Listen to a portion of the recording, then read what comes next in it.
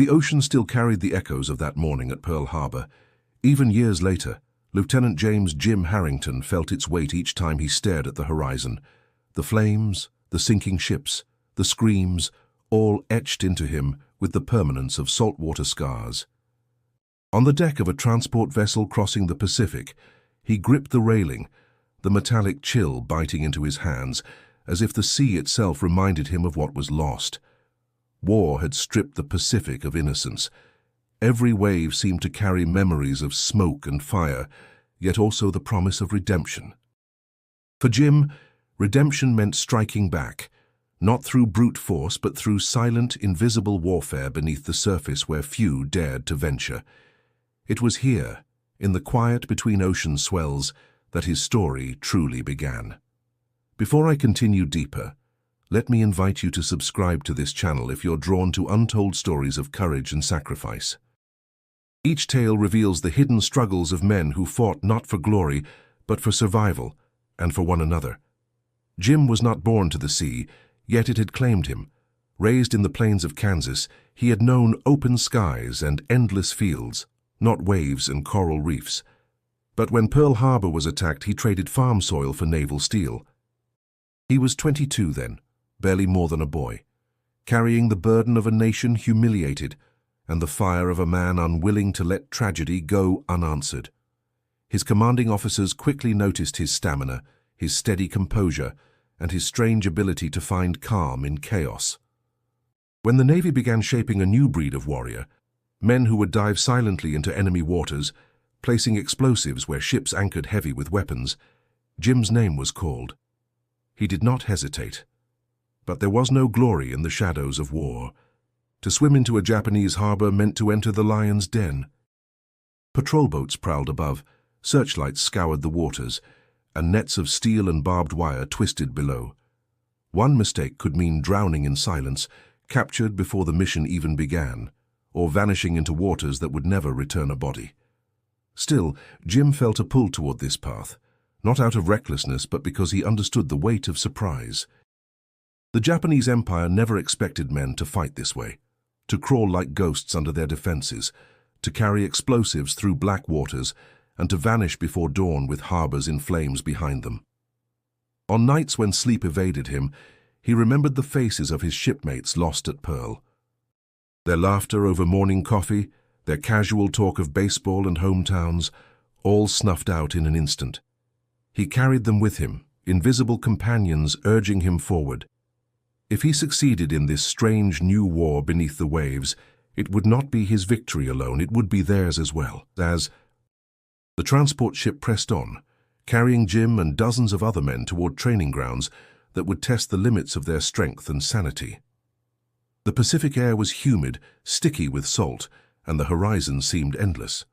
Most men smoked in silence, others wrote letters they might never send, and some tried to hide the tremble in their hands. Jim kept his thoughts inward, saving his energy for what was to come. As night fell, he leaned on the railing once more.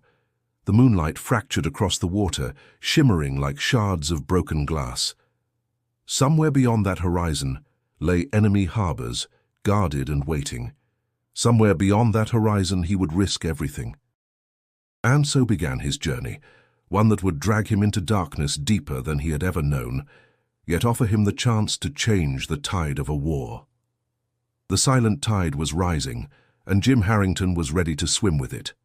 The Florida sun was relentless, beating down on the sands of Fort Pierce with a heat that seemed to burn through skin and bone. Lieutenant Jim Harrington stood barefoot in the scorching sand, salt drying on his back, lungs aching from yet another dive and sprint ordered by the instructors. Training here was designed not to build men, but to break them, and to see who remained standing when the breaking was done. "Move, Harrington, the tide waits for no man," an instructor barked, his voice carrying over the roar of the surf. Jim pushed forward, his legs dragging against the shifting sand. Every step felt heavier than the last, but something inside refused to yield. He wasn't alone. Around him, other trainees struggled in the same brutal rhythm of exhaustion, collapsing, gasping, then forcing themselves back to their feet. This was not training for heroes. It was training for ghosts who would crawl into the enemy's stronghold and never be seen until it was too late. That first week, men quit in droves. Some walked away after vomiting from exhaustion, others after collapsing from carrying heavy logs through the tide, and a few simply sat down on the sand and never got back up. Jim learned quickly that survival here wasn't about strength alone. It was about willpower, a stubbornness to keep moving, even when every nerve screamed to stop. In those punishing days, he began to know the men who would shape his journey. Frank Delgado was impossible to miss. Broad shoulders, dark hair slicked back, his Cuban accent coloring every curse he muttered as he tinkered with training explosives. He had worked with machinery since boyhood in Havana, and while he laughed easily, there was a sharp edge in his eyes whenever he handled wires and charges. "You don't play with explosives, hermano," he told Jim once during a break. "You respect them like a woman, like the sea, otherwise they'll kill you." Thomas O'Leary, on the other hand, carried an ease in the water that none of the others could match. A farm boy from Minnesota, he swam with the quiet grace of someone who felt more at home beneath the waves than on land. The river back home was colder than this ocean, he joked, teeth chattering after a night swim through icy surf. "If I can survive that, this is nothing." His humor often lifted the group when exhaustion threatened to crush them. And then there was Samuel Turner, thin, sharp-eyed, and quieter than most. Sam noticed everything, the shifting patterns of the tide, the way an instructor's shadow betrayed his next command, the details others missed in their haze of fatigue.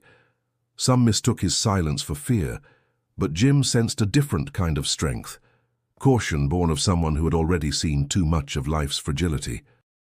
Together, the four men were thrown into the grinder of drills, swimming miles through waves with their hands bound, hauling explosives through sand at night, memorizing the delicate handling of fuses in darkness. Every task carried the same lesson: precision or death. One night, as the group sat huddled by a small fire, their bodies sore and eyes heavy, Frank broke the silence. "We're not training to fight like regular soldiers. We're training to disappear." Jim nodded, the truth settling in. "Disappear and strike before they even know we were there." Sam looked into the flames. "And if we don't come back?" No one answered. The fire crackled, the waves roared, and the silence said everything. Through pain and endless repetition, Jim's leadership began to take shape. He wasn't the loudest or the strongest, but when a man faltered, he was the first to offer a hand. When an instructor demanded volunteers for the hardest tasks, he stepped forward, not because he sought attention, but because he couldn't ask others to do what he himself wouldn't. As weeks bled into months, Jim felt himself changing. His body hardened, his mind sharpened, and the boy who had once stared helplessly at the burning ships of Pearl Harbor was slowly being remade into something else, a man forged in fire, prepared for a war unlike any other. The ocean, once a place of loss, was becoming his weapon, and soon it would carry him into the heart of the enemy's defenses. Salt clung to their skin like a second layer, burning their eyes, cracking their lips, and eating into every cut earned during training. The ocean was merciless, but in that mercilessness, something unexpected was born: brotherhood. Jim Harrington felt it most during the night swims, when the sea was black and cold, and the horizon dissolved into nothingness. Bound together by silence and fatigue, the men discovered that survival depended not on individual strength, but on trust. A misstep in the surf, a missed signal in the dark, any of it could drag one man down and doom them all. Frank Delgado was often the loudest voice in their small circle, carrying humor like a shield against the crushing weight of exhaustion. After a brutal day of hauling heavy logs through waist-deep surf, he groaned and slapped his stomach. "If I don't get a steak soon, I'll start chewing on seaweed. Maybe that's why the fish look so nervous when I swim past." The men laughed, not because it was funny, but because laughter itself felt like a victory against fatigue. Thomas O'Leary, meanwhile, treated every challenge like a competition, pushing himself harder than anyone else. When the instructors ordered a timed swim through pounding waves, he turned to Jim with a grin. "Bet I'll beat you to the buoy." Jim shook his head, already weary, but once in the water, O'Leary surged forward like a creature born of the tide. Later, coughing salt water, he slapped Jim's back. "See? Told you the farm boy could swim." His pride wasn't arrogance. It was a spark that kept others moving. Samuel Turner rarely joined in the jokes or contests. Instead, he watched, his quiet nature making him the observer in their group. One night, as they lay in the sand staring up at the stars, Sam finally spoke. "Every time I go under, I wonder if that's the moment I don't come back up." His voice was soft, almost lost beneath the sound of waves. No one laughed. No one teased. Jim simply said, "That's why we go under together. No one gets left behind." For the first time, Sam smiled faintly, and from that night forward, his eyes carried less fear. The harsh routines became rituals that welded them closer. They carried logs on their shoulders until their muscles trembled, ran through dunes until their lungs burned, and dove into icy surf at dawn when their bodies begged for rest. When one stumbled, the others pulled him up. When one faltered during a dive, another steadied his breathing. Pain was constant, but so was the bond that grew out of it. There were moments of quiet, too, when the brutality of training gave way to rare fragments of humanity. Jim remembered sitting with Frank as the Cuban hummed a song from his childhood, low and rhythmic, the notes blending with the rolling surf.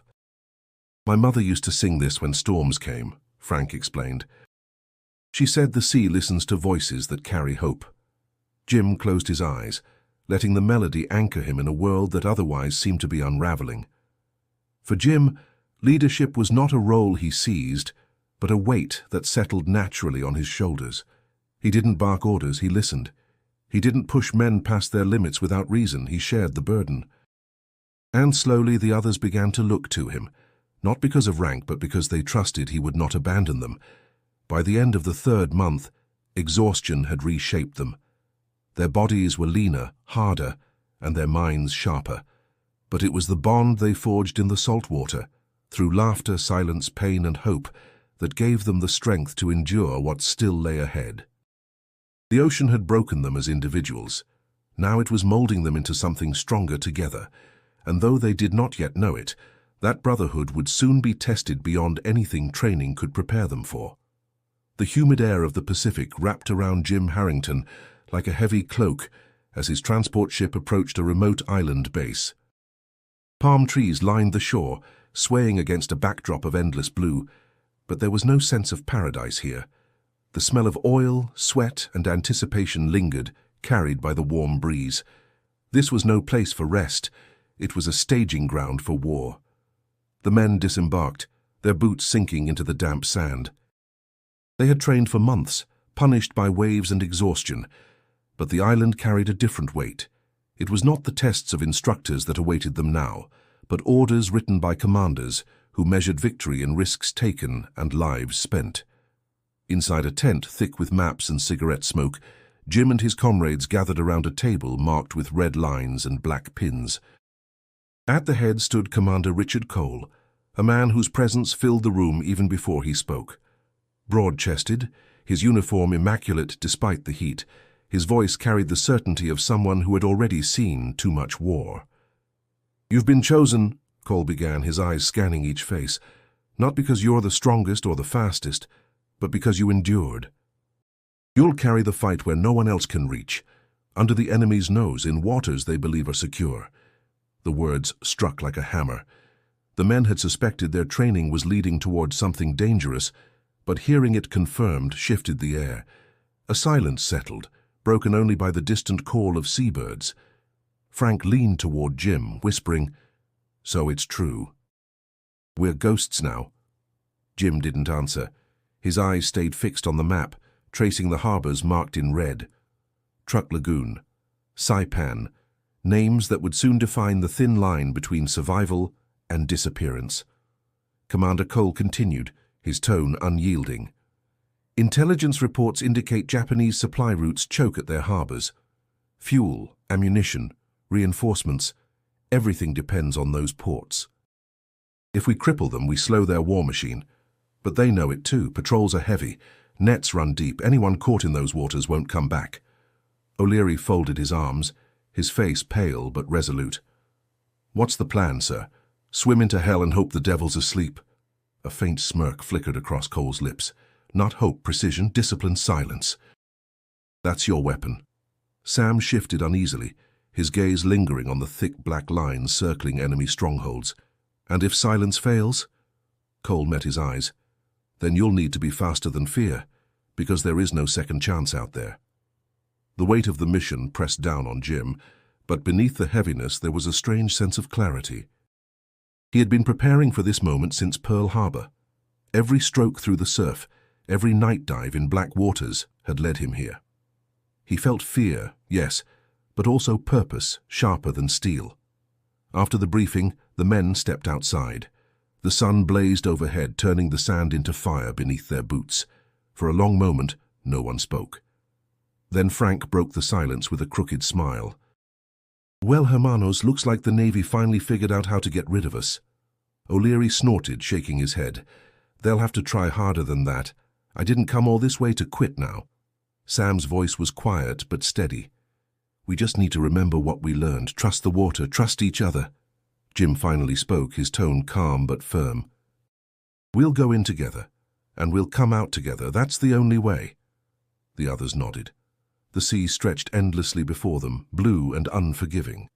Somewhere across that vast horizon, Japanese harbors waited, fortified, watched, and filled with enemies who could never imagine the silent warriors already preparing to slip beneath the tide. And as Jim looked out over the waves, he felt the weight of what was coming. The ocean that had once been his enemy was now his battlefield, and he would meet it head-on. The night air was heavy with salt and silence as Jim Harrington and his team slid into the water. The moon hid behind thick clouds, casting the sea in complete darkness. Only the faint glimmer of phosphorescence sparked beneath their strokes, tiny stars born of movement that threatened to betray their position. Each breath was measured, each kick controlled. They were shadows now, slipping beneath a world that would swallow them whole if they faltered. Jim's heart pounded, though he forced his face to remain calm behind his mask. This was their first mission beyond training, reconnaissance of Japanese defenses around Truk Lagoon. The harbor was said to be crawling with patrols, lined with nets, and guarded by the watchful eyes of men who knew the value of silence. Frank Delgado swam just ahead, his strong frame cutting steadily through the current. Thomas O'Leary followed with ease, moving like the tide itself. Samuel Turner was on Jim's flank, his eyes scanning constantly, catching glimmers others might miss. Together they pushed forward into waters that grew colder with every yard. Above them, faint hums of engines vibrated through the waves. Patrol boats. The sound of propellers churned the stillness, and beams of light occasionally pierced the surface, sweeping across as though searching for ghosts.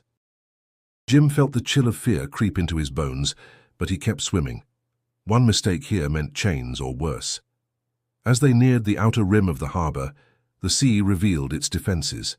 Thick nets hung like curtains of steel, weighed down by heavy anchors and reaching deep into the blackness. Tangled lines of barbed wire shimmered faintly when the moonlight broke through.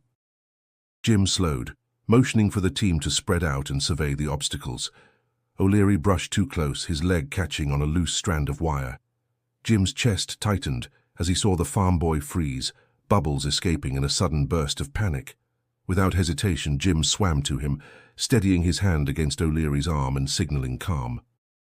He eased the wire away with slow, deliberate movements until the younger man was free.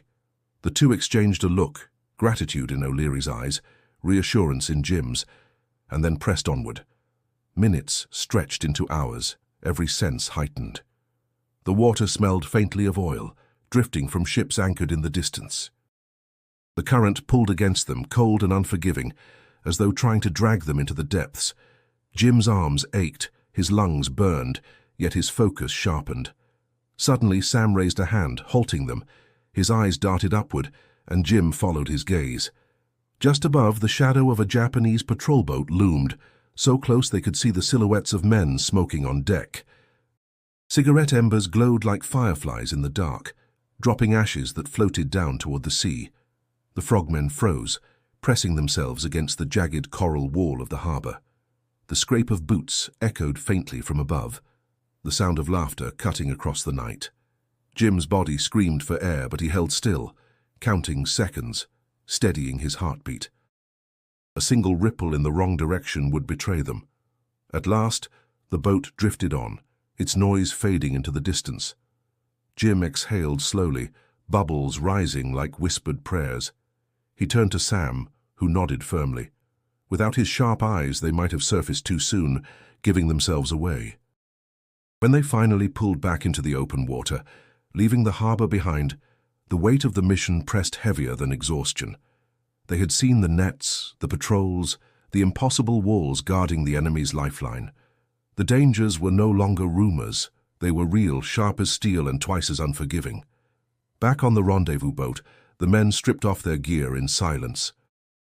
Frank broke it first, his grin tired but genuine. "Well, hermanos, I think the devil's awake." O'Leary chuckled weakly, shaking his head. "And we're swimming straight into his kitchen." Jim sat quietly, drying his hands, his mind replaying every shadow, every risk. The mission had proven one truth: they could move unseen. But if they were to strike, it would demand more than courage. It would demand absolute trust. The sea around Truck Lagoon was deceptively calm by day, a blue mirror stretching endlessly under the sun. But at night, when Jim Harrington and his team slid once more beneath its surface, the lagoon revealed its true face. It was a fortress, built not of stone but of nets, wires, patrols, and fear. Every yard closer to the harbor felt like descending into a labyrinth designed to swallow intruders. Heavy chains rattled faintly beneath the water, suspending barriers that glimmered faintly when struck by stray moonlight. Tangled cables twisted like underwater vines, threatening to ensnare anyone reckless enough to pass without care. Jim swam slowly, guiding his men, his pulse steady but relentless. The water pressed against their ears, muffling the world into a hum of breath and current. Somewhere above, the faint creak of wooden hulls drifted down, and the occasional splash of an oar made their stomachs clench. Japanese guards moved overhead, blind to the silent figures slipping below. O'Leary swam on Jim's right, his body moving with practiced ease, until suddenly his kick snagged against something unseen. His leg jerked violently, caught in a coil of wire. The struggle pulled him backward, bubbles spilling from his mask as panic surged. Jim's chest tightened. He motioned for the others to halt, then swam toward O'Leary. The farm boy thrashed, every movement tangling him deeper. Jim pressed a steady hand against his shoulder, locking eyes with him through the murky water. "Calm down," his gesture said. "Trust me." Slowly, carefully, Jim unwound the cable, each tug deliberate, his fingers raw from the scrape of metal. At last, the leg came free. O'Leary's shoulders sagged with relief, though shame flickered across his face. When they surfaced briefly in the shadow of a reef to breathe, O'Leary whispered, voice hoarse, "Thought I was done for." "You weren't," Jim answered firmly. "Not while we're here." Sam Turner, ever watchful, added quietly, "That won't be the last snare we find. They want us caught before we even reach their ships." Frank Delgado grunted, shaking the seawater from his hair. "Then we don't get caught. Simple." But his tone carried less bravado than usual. They pressed deeper, and the defenses grew denser. Barbed nets reached downward like curtains of iron teeth, forcing the men to dive lower, lungs burning, hearts pounding. The current pushed them against jagged coral, slicing skin through their thin suits. Each wound stung with salt, but they could not stop. The smell of oil thickened the water as they neared anchored vessels. Massive silhouettes loomed above, warships sleeping in the harbor, their hulls towering walls of steel. The thought of how many soldiers, how many weapons those ships carried, made Jim's stomach twist. They were close enough to hear faint voices drifting down, Japanese sailors speaking in clipped tones, unaware of the ghosts beneath them. Then came another obstacle. A lattice of poles driven deep into the seabed, sharpened at their tips, angled outward to spear anything that approached the docks. The men hovered in silence, studying the barrier. It was a cage within a cage, daring them to try. Jim raised his hand, signaling retreat. This was only reconnaissance. Their task was not to fight, not yet, but to understand the nightmare that waited. They had seen enough. The swim back felt longer than the approach. Muscles screamed, lungs begged for air, and the memory of every defense haunted their strokes. When at last they surfaced near the rendezvous point, the night air felt heavy with more than salt. It carried the weight of realization. Frank broke the silence, his voice low. "That place, it isn't a harbor. It's a graveyard waiting to happen." Jim said nothing. He simply looked back toward the black outline of Truck Lagoon. The enemy had built their fortress well. Breaking it would demand more than courage. It would demand sacrifice. Back at the island base, the men were given what they had been waiting for: live charges. Wooden crates stacked inside a dimly lit hut held the tools of their trade: blocks of TNT, coils of primacord, detonators, and waterproof casings. The air reeked of oil and metal, a sharp reminder that these objects were not toys, but lifelines and death traps in equal measure. Frank Delgado's eyes lit up as he unpacked the gear. His hands moved with reverence, steady and precise, as though he were handling sacred relics. "Explosives," he murmured half to himself. "Don't forgive mistakes." He glanced at Jim with a half-smile. "But they do reward patience." The men watched as Frank demonstrated the careful dance of demolition, measuring cord lengths with meticulous accuracy, securing fuses, checking connections twice, sometimes 3 times. He moved slowly, explaining in his accented English, "Too tight and the blast misfires, too loose and the water eats your spark. You must respect the balance." O'Leary leaned closer, eyebrows raised. "Looks like tying knots on a fishing line." Frank chuckled. "Except if your knot slips here, it's not just the fish that pay the price." Sam Turner, ever cautious, studied the process in silence. His sharp eyes caught every motion, storing details in memory. At one point he asked, "And if the fuse doesn't light?" Frank looked at him seriously. "Then you hope you swim fast enough." The words lingered in the air longer than anyone liked. Day after day they practiced planting charges on mock targets, sunken barrels, wrecked boats, coral outcrops shaped to mimic steel hulls. Each exercise tested their timing and coordination. They learned to set charges silently, underwater, while currents pulled at their hands and sand clouded their vision.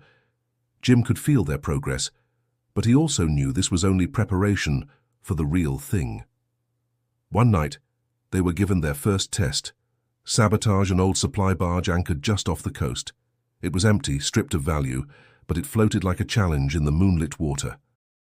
The men swam out quietly, their bodies slicing through the waves with the precision of predators. Jim reached the barge first, pressing his hand against its rusted hull. The steel felt cold, lifeless, yet it carried the weight of what lay ahead. Frank set to work, strapping charges along the underside, while Sam held a lantern shielded in his palm, his eyes darting constantly across the water for signs of movement. O'Leary hovered nearby, steadying Frank's tools, his strength a quiet anchor in the shifting tide. The process was slow, nerves stretched thin by the ticking of their own thoughts. When Frank finally gave the signal, they swam back toward the shore. The water closed around them, muffling the world to silence. Then it came, a deep rumble that shook the sea. The barge split open, flames licking skyward, as metal groaned and water rushed in. The sound carried across the waves, powerful and final. The men surfaced, gasping, the glow of their work reflecting in their eyes. For a moment they were silent, awed by the proof of what they could do. Then O'Leary let out a laugh, sharp and breathless. "Damn thing went up like a bonfire." Frank only smiled, wiping seawater from his brow. "That was a toy. The next one won't be." Jim said nothing, but inside he felt a mixture of pride and unease. They had succeeded, yes, but tonight had been safe. The enemy wasn't watching. The harbor wasn't alive with patrols. In the real missions, there would be no margin for error. Still, as the men walked back across the sand, dripping and weary, their spirits were lifted. They had proven to themselves that they could strike. That victory, however small, carried a spark of hope into the darkness that awaited. The days after the barge explosion passed with an uneasy rhythm. The team continued drills, swimming until their muscles shook, practicing demolitions until their fingers were raw, but beneath the routine, tension simmered. It wasn't the training that weighed on them now. It was the waiting. Orders could arrive any moment, and when they did, there would be no practice targets, no safety nets. Only the unforgiving waters of enemy territory. Jim Harrington carried the weight in silence. At night, while the others slept, he lay awake listening to the surf pounding against the shore. In his dreams, Pearl Harbor still burned, ships cracking in half, men crying for help as smoke devoured the sky. Those memories drove him forward, yet they also haunted him with a cruel question. How many more men would he lead into the same fate? Letters from home arrived in crumpled envelopes, each one carrying pieces of lives that seemed impossibly far away. Frank received a note from his younger sister in Havana, describing how she kept the family workshop alive despite rationing. He smiled proudly, passing the letter around for the others to see. "She's tougher than I'll ever be," he said, though his voice cracked. O'Leary read his mother's words aloud with a grin. She had sent news of the harvest, the small joys of farm life continuing as if the war existed on another planet. "She says the river froze earlier than usual this year," he laughed. "Guess that means I'm missing out on fishing season." The others chuckled, grateful for the warmth of ordinary life painted through his stories. Sam, however, sat apart, staring at his unopened envelope. When Jim finally asked, Sam sighed. "What's the point of reading it? If I don't make it back, those words will just sit in my pocket, rotting in the sea." His honesty struck like a blade. The others fell silent, unsure how to answer. Later, when the group broke apart for the night, Jim approached him quietly. "You think too much about the end," he said. Sam's eyes were shadowed, his voice steady but heavy. "Somebody has to. You lead us like nothing can break, Jim, but it can. And when it does, will you still carry us?" The question cut deep. Jim didn't reply, but the doubt lingered like salt water in his lungs. Even Frank, who usually filled silence with jokes, began to show cracks. One evening, while checking detonators, his hands trembled slightly. "You ever think," he asked softly, "about how fast it all could end? One slip underwater and there's nothing left of you but bubbles." O'Leary leaned back, brushing sand from his arms. "I think about it every night," he admitted, "but thinking doesn't change a damn thing, so I keep moving." Jim listened, torn between the fear in their voices and the duty pressing against his chest.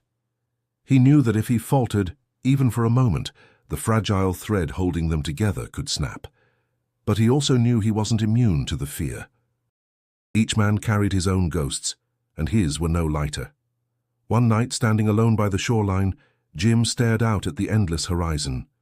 The sea glowed faintly under the moon, vast and indifferent.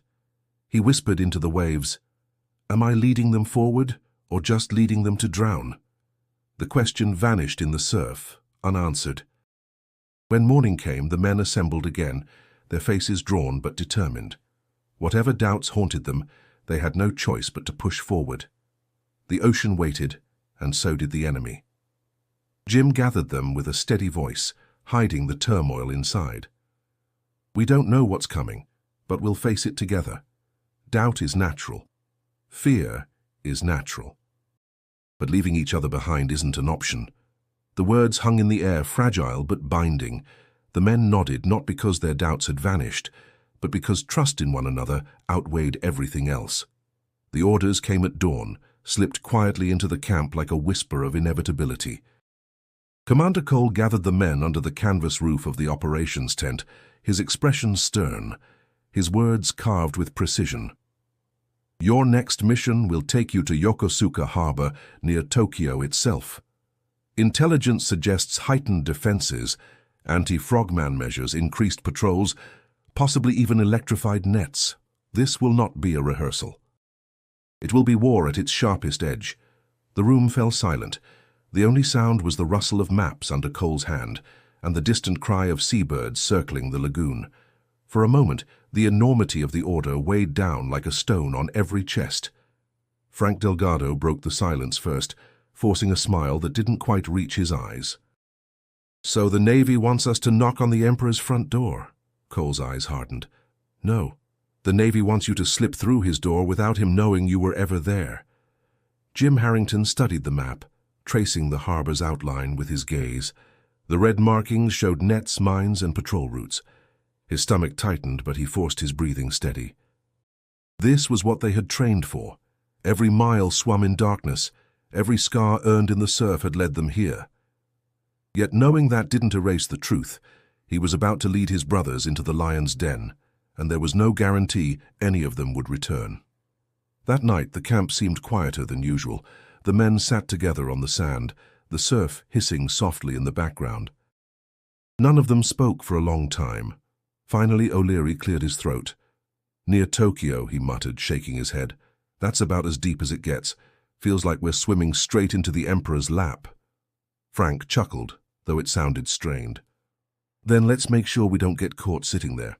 Sam Turner sat with his knees drawn up, staring at the waves. "They'll be ready for us," he said. "Every net, every patrol, they'll expect something. Maybe not us exactly, but something. You feel it in the air." Jim glanced at him, hearing the edge in his voice. Sam wasn't wrong. The Japanese had already begun adapting, laying traps in the water, anticipating attacks that once would have seemed impossible. The element of surprise was fading. "Fear's a good thing," Jim said finally, his voice calm but firm. "It keeps us sharp, but it can't own us. We've done this before, we'll do it again. We trust each other, and that's how we get through." The men nodded, though their expressions betrayed the storm churning inside. Later, as the camp quieted, Jim walked alone along the shoreline. The moon cast a pale path across the waves, drawing his eyes toward the horizon where Japan waited. He thought of Pearl Harbor again, of fire and ruin, of the helplessness that had burned into him like a brand. This mission wasn't about revenge anymore. It was about proving that they could strike back, not with brute force, but with precision and cunning that no enemy expected. Still, he couldn't silence the question gnawing at him. How many of them would be alive when it was done? When he returned to the tent, he found Sam still awake, sitting with a notebook in hand. The younger man looked up. "Can't sleep either?" Jim shook his head. Sam hesitated, then asked quietly, "Do you ever wonder if leading us is worth it? If the risk is worth the cost?" Jim met his gaze, his voice low. "Every night. But I also know this. If we don't do it, someone else will. And maybe they won't make it back. I'd rather it be us together." Sam nodded slowly, closing the notebook. The doubt didn't vanish, but the weight of Jim's words anchored him. Morning came with a sharp whistle. The men gathered their gear, hearts steadying for the dive into Yokosuka's shadow. The lion's den awaited, and they were walking straight into its jaws. The night was blacker than ink, the sea restless beneath a sky heavy with clouds. Jim Harrington adjusted his mask and drew a final breath of steady air before slipping into the water. The cold closed around him instantly, a shock that jolted his body but sharpened his mind.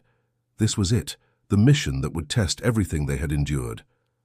Frank Delgado swam ahead, carrying the explosives sealed tight in waterproof casings. Thomas O'Leary followed, his strong strokes cutting through the current, while Sam Turner kept close, scanning with those sharp, restless eyes that never missed a threat. Jim took his place at the rear, guiding their formation like the quiet anchor of a chain. The harbor loomed unseen ahead, but its presence could be felt in every tug of the tide, in every faint vibration echoing through the water. Patrol boats rumbled above, their engines thrumming like distant thunder. From time to time, beams of light swept across the surface, illuminating ripples that betrayed nothing of the four shadows sliding beneath. They swam in silence, each stroke deliberate. The water thickened with the smell of oil as they drew closer, and faint metallic groans drifted down from the anchored ships, massive hulls rising above them like mountains in the dark. The current grew unpredictable, pulling them sideways into jagged coral outcrops, scraping their arms and legs raw. Jim ignored the sting, focusing only on the rhythm of his breathing. Half an hour in, the first barrier appeared, a massive net stretching from the surface to the seabed, swaying with the tide like an underwater wall of iron threads. The frogmen paused, pressing against the darkness. O'Leary pointed upward, where searchlights scanned dangerously close. Frank motioned for a narrow gap near the bottom, where the net sagged against the sand. One by one they dove into it, wriggling through the space as the current pressed them into the mesh. Jim's heart pounded when his shoulder snagged on a strand, but he forced himself calm, easing forward until he was free.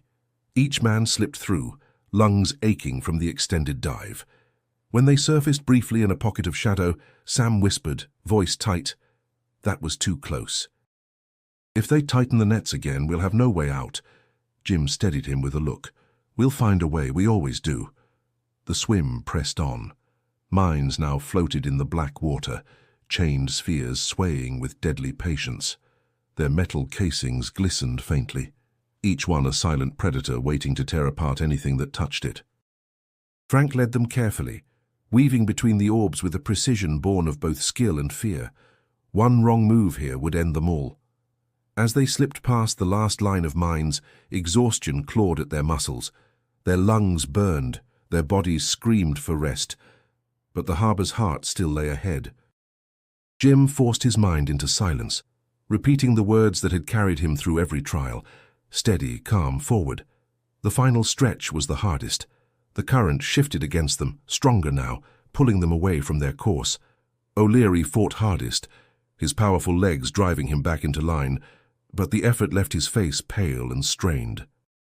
Jim swam beside him, sharing the burden, pushing forward stroke for stroke. By the time they finally reached the outer wall of the docks, their bodies trembled from fatigue. They clung to the shadow of the massive structures above, catching shallow breaths, their hearts hammering like drums. Sam broke the silence, whispering into the wet night, "We're inside." Jim looked at each of them, the exhaustion in their eyes, the unspoken fear, and the flicker of determination that still burned. They had crossed the barriers, slipped through the lion's teeth, and now lay hidden in its throat. There was no turning back. The water pressed cold and heavy against Jim Harrington's chest as he and his men clung to the barnacle-coated wall of the harbor. Their breaths came shallow and slow, each bubble rising like a whisper they prayed the enemy wouldn't hear. Above them, shadows moved across the docks and the creak of wood echoed down into the water. Japanese sailors were close, so close the faint murmur of their voices reached the frogmen's ears. Jim flattened himself against the stone, his heartbeat pounding louder than the tide. The harbor smelled of oil and fish, the stench mingling with smoke drifting faintly from a patrol boat idling nearby. A sudden splash broke the silence, a sailor dumping a bucket overboard. Water rained down, striking the surface just feet from where the frogmen clung. Sam Turner's eyes darted upward, wide but unblinking. His fingers gripped the wall so tightly his knuckles whitened beneath the skin. Frank Delgado gave him a sharp glance, silently urging calm. But tension radiated from all of them, their bodies frozen, muscles screaming from the effort of stillness. A beam of light swept suddenly across the water. Jim's stomach lurched as the searchlight passed over the wall, illuminating floating debris, then sliding dangerously close to their position. For an instant, he thought they were exposed. He pressed himself harder against the barnacles, the sharp shells cutting into his palms, his chest. He bit back the urge to gasp as pain flared. Then the light shifted, drifting away. Voices above grew louder as sailors laughed, their words unintelligible but their tone careless. One of them struck a match, and the glow of a cigarette flared briefly against the night. The small orange ember glowed like a beacon, suspended above the water. O'Leary, pressed just inches from Jim, whispered through clenched teeth, his breath barely audible, "If they drop another bucket, we're finished." Jim's reply was a faint shake of his head. "Wait. Trust the silence." Minutes passed like hours, the enemy lingering above. One sailor leaned over the railing, his shadow stretching long and thin over the water. He spat, the droplets striking close enough to ripple against O'Leary's mask. The farm boy didn't move, didn't flinch, though Jim could see the strain tightening his jaw. Finally, the voices receded. The sailors moved away, their footsteps echoing across the dock. The patrol boat's engine coughed and growled before drifting farther into the harbor. The night air grew quieter, though not safe. The frogmen exhaled in unison, releasing the breath they'd been holding far too long. Jim's muscles trembled from the effort, but relief was fleeting. They were still inside the harbor, and every sound above reminded them how easily discovery could come. Frank gave a quiet chuckle, almost soundless, shaking his head. "Ghosts," he whispered. "That's what we are." "Ghosts in their harbor." Sam shot him a sharp look. "Ghosts can vanish, men can drown." Jim intervened, his voice low but steady. "We're still here. That's all that matters. Keep moving."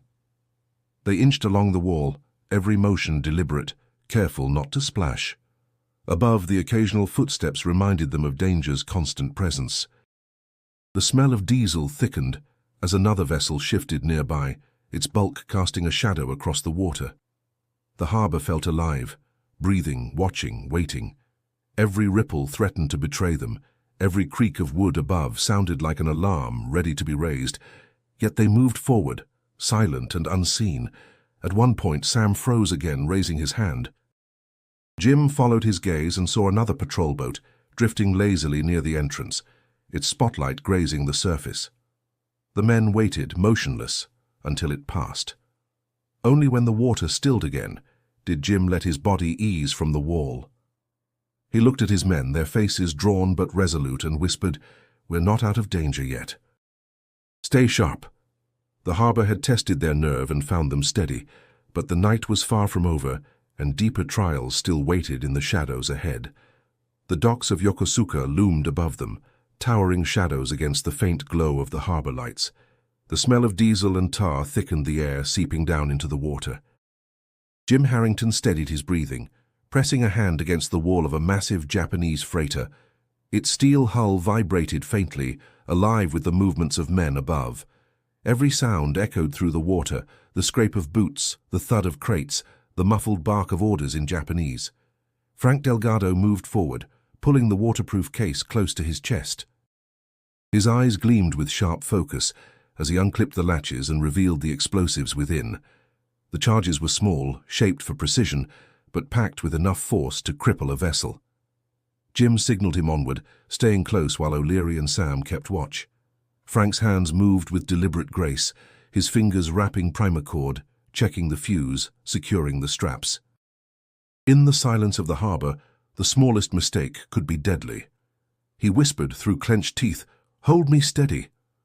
O'Leary swam up beside him, pressing a strong hand against Frank's back to anchor him against the shifting current.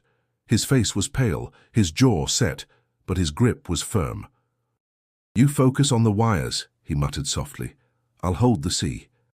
Sam positioned himself outward, eyes locked on the shifting lights above. Every time a shadow moved or a cigarette ember flared against the night, his body tensed. "Patrol on the dock," he whispered. "Two men moving slow." Jim's chest tightened. They had no margin for error. He gestured for silence, his hand cutting sharply through the water. Frank kept working, threading the fuse into the charge with meticulous care. Time stretched thin. Every second felt like an hour, the weight of discovery pressing heavier. Jim could hear his own heartbeat pounding against his mask. Sweat mingled with seawater on his skin, his body screaming for him to move faster, but he forced himself still. The mission was balance. Speed killed precision, and precision was survival. Finally, Frank exhaled. "Charge one set." His voice carried both relief and exhaustion. He motioned toward the next point along the hull. The team shifted silently, their movements smooth and practiced. Sam tapped Jim's arm as they passed. His whisper was tight, urgent. "We're running out of darkness. Patrols will circle back." "I know," Jim replied, voice low but firm. "We finish before they know we're here."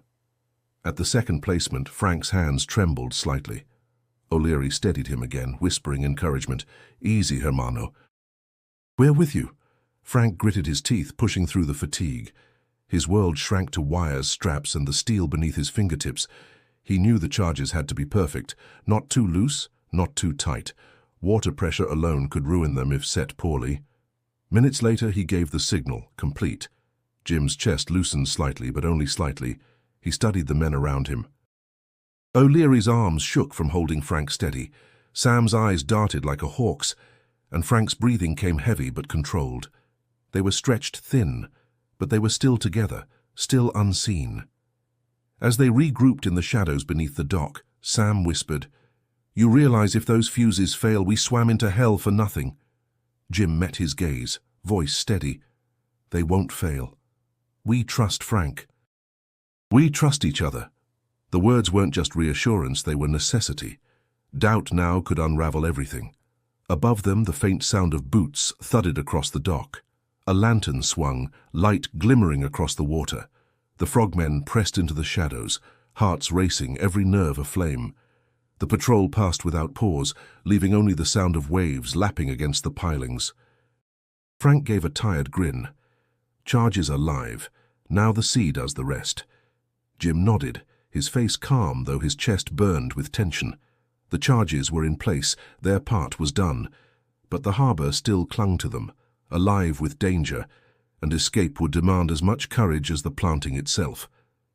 The harbour slept in uneasy silence, unaware of the silent hands that had just set its doom. Jim Harrington and his men drifted in the shadows, every muscle coiled, waiting for the moment when stillness would give way to chaos. The sea pressed cold against their bodies, but their hearts burned with anticipation. The first explosion shattered the night. A deep muffled roar surged through the water, vibrating in their bones. The freighter above them groaned like a wounded beast as fire erupted along its side. Flames licked skyward, turning the calm harbour into a furnace. Then came the second blast. The shockwave rippled through the sea, slamming into the frogmen with brutal force. Jim's mask rattled, bubbles streaming violently from his mouthpiece. The dock shuddered, timbers cracking as sparks and debris rained down. Above, shouts rang out in Japanese. Alarmed, frantic orders barked in confusion. Searchlights blazed to life, sweeping frantically across the water. Sirens wailed, sharp and shrill, tearing apart the night's calm. The harbour had awakened, and it was hungry for blood. "Move!" Jim hissed, his voice tight with urgency. He pushed forward, signalling the men into the black water beyond the docks. But the sea was no longer their ally. It was chaos itself. Pieces of burning timber floated around them, glowing like dying stars. Oil slicked across the surface, igniting in streaks of fire that hissed and crackled above their heads. The frogmen ducked beneath the flames, lungs straining as they swam blindly through darkness littered with wreckage. Colery surfaced for air only to gasp, "They're firing!" as the stutter of machine guns rattled across the water. Bullets tore into the sea, streaks of light piercing the surface like angry spears. The men dove again, pressing themselves low against the currents, the metallic taste of fear sharp in their throats. Frank Delgado clutched the last of his tools tight against his chest, his grin twisted with adrenaline. "That's it, hermanos. We lit the fire."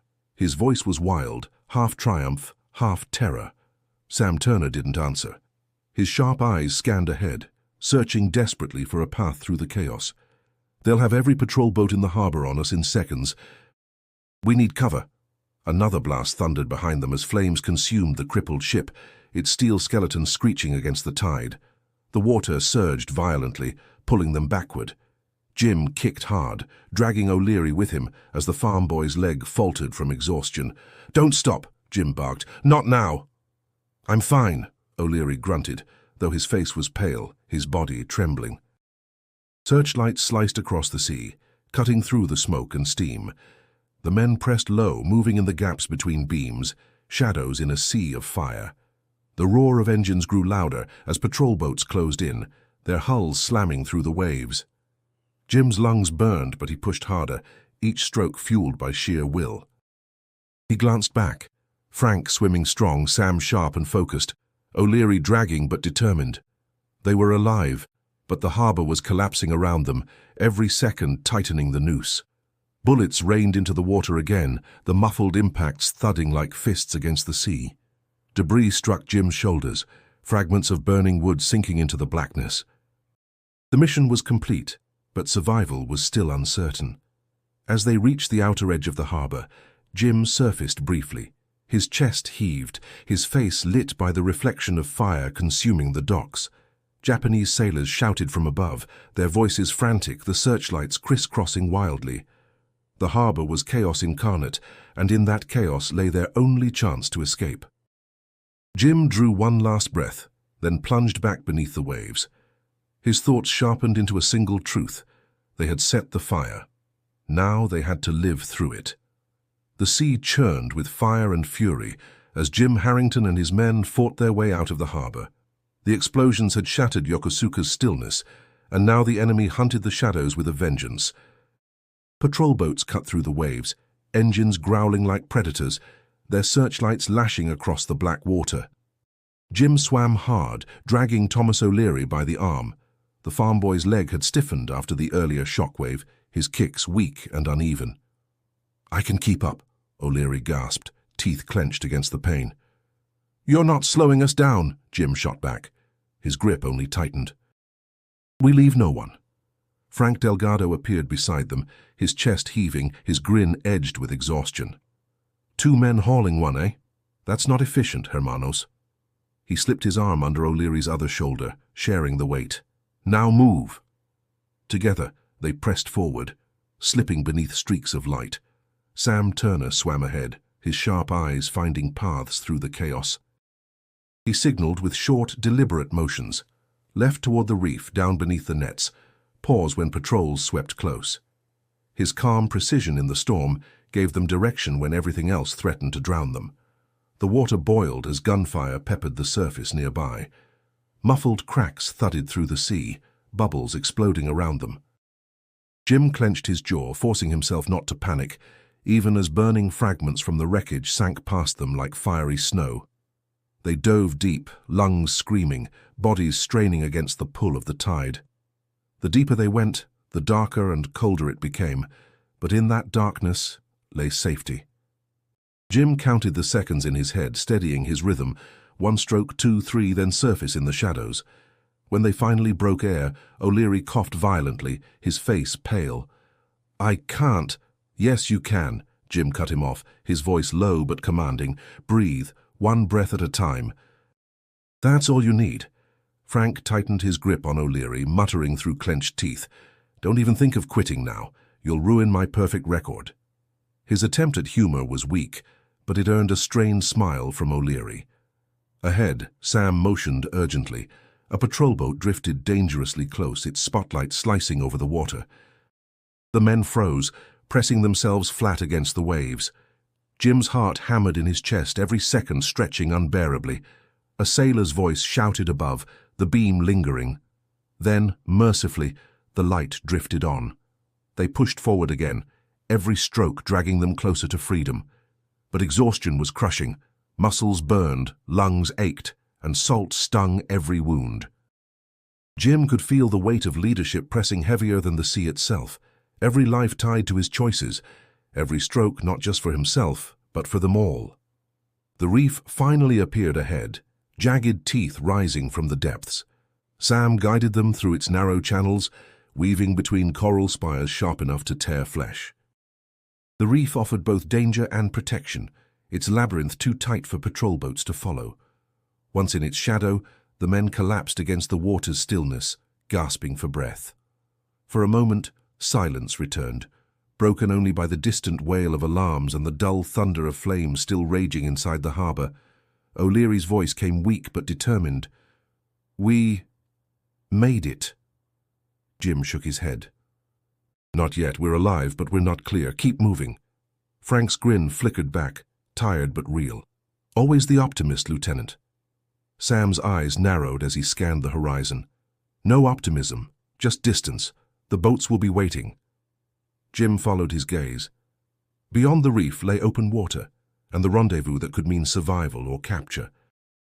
The hardest part was over, but danger still lingered in every ripple. They gathered themselves, lungs filled with salt and fire, and pushed on. The night wasn't finished testing them. The first glimpse of the Allied vessel came just as dawn brushed the horizon with pale light. Jim Harrington's chest tightened with relief, though his strokes remained steady, measured. The sea had tested them, clawed at them, nearly consumed them, but they had endured.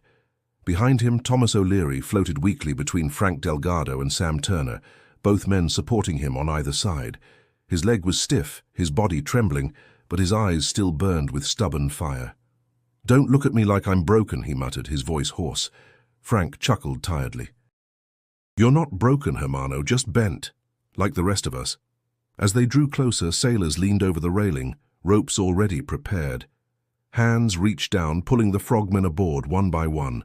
The deck smelled of salt, sweat, and diesel, but to Jim, it carried the sweet weight of safety. He collapsed briefly against the planks, lungs heaving, water dripping from his gear in heavy streams. Commander Cole stood waiting, arms folded, his expression unreadable. He surveyed the exhausted men with sharp eyes before finally speaking. "You did it. The harbor's in flames. The Japanese will be scrambling for weeks." No one answered at first. Their bodies were too drained, their minds still lost in the black water they had escaped. Finally, Sam said quietly, "We did it, but it cost us." Cole's gaze softened, if only slightly. Victory always costs. Jim pushed himself to his feet, steadying O'Leary. He looked at his men, faces pale, lips cracked, eyes hollow yet unbroken. They were not the same men who had entered the water. They had left something behind in that harbor, something no medal or commendation could ever restore. Later, as the ship moved away from Yokosuka, the frogmen sat together on the deck, wrapped in blankets against the morning chill. The horizon burned faintly where smoke still rose, a reminder of the destruction they had unleashed. O'Leary broke the silence with a crooked smile. "When I left Minnesota, I thought I'd spend the war pushing tractors. Never thought I'd be swimming under a Japanese dock with explosives strapped to my back." Frank laughed softly, shaking his head. "Life has a way of surprising us. At least we got to light a fire the Emperor won't forget." Sam didn't laugh. His eyes stayed fixed on the distant smoke. "People will never know our names. They'll never know what happened under that harbor." Jim placed a hand on his shoulder. "Maybe not, but we'll know, and that's enough." The words settled among them, quiet but strong. They hadn't fought for recognition. They had fought for each other, for the men who never came home, for the chance to tip the war 1 inch closer to an end. As the sun climbed higher, warmth spread across the deck, thawing their chilled bodies. Yet Jim knew the cold of the water would never fully leave them. It would stay inside, a reminder of the night when they became more than soldiers, when they became shadows that struck from beneath the tide. He closed his eyes briefly, listening to the ocean's rhythm. It was no longer just the place of his nightmares. It was also the place of their victory. Hard, costly, but theirs. And though they would go on to other missions, other nights of salt and fear, nothing would erase the bond forged in silence and danger. The brotherhood of frogmen was unspoken, unbroken. Before we end, if you want to keep discovering untold stories of courage and sacrifice like this one, make sure to subscribe to the channel. And don't stop here. Click on the video suggested on your screen to continue this journey into the hidden battles of World War II.